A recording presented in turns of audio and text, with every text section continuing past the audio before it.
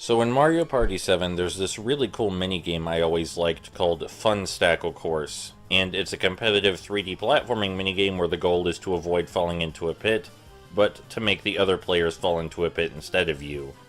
And Big Crown Showdown is shockingly almost exactly like that minigame, but fleshed out into an entire game.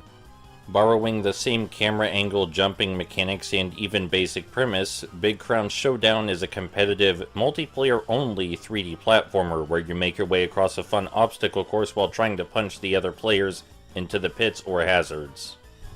There are 3 different themed worlds, and you select levels from each world, put them into a playlist, and run through that playlist until one of the players reaches the required amount of points to win. You gain points by knocking other players into pits. Your remaining lives, if you have any at the end of the level, are also tallied up into your points. The game's mechanics are fairly simple, but allow for a nice balance between traditional party game flailing and, well, you actually want to win sometimes. The basic mechanics are as follows. You have a punch, you have a charge punch, and you can block and jump. And that's it. These mechanics all have slight nuances to them. For example, if you punch right into someone's shield, then you go flying instead of them. But if they're blocking and you hit them anywhere but the shield, they still go flying. You can also use your charge punch as a kind of boost or dash while jumping. Stuff like that.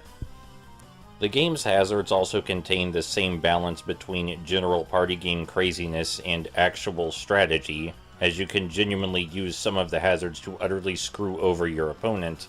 But at the same time, there are likely to be dozens of times where you're screaming, "Oh shit, oh shit, oh shit," while trying to jump over a moving platform while the screen is scrolling.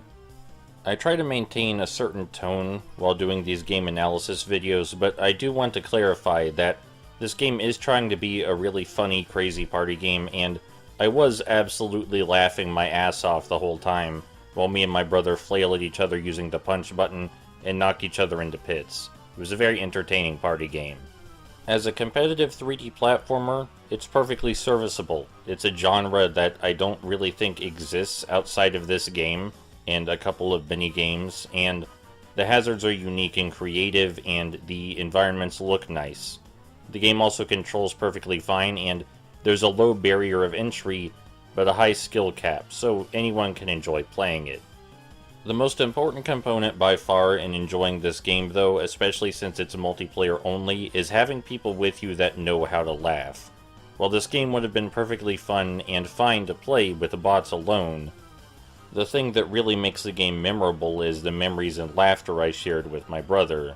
And judging by the developer's statements, that seems to be the core idea behind the game.